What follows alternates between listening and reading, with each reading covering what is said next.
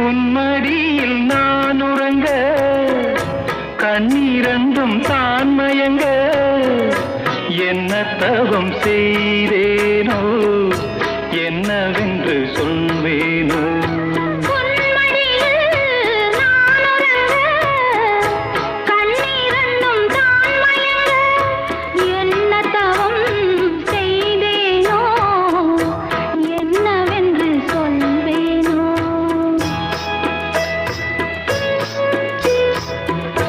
ஏழ் பிறப்பும் இணைந்திருக்கும்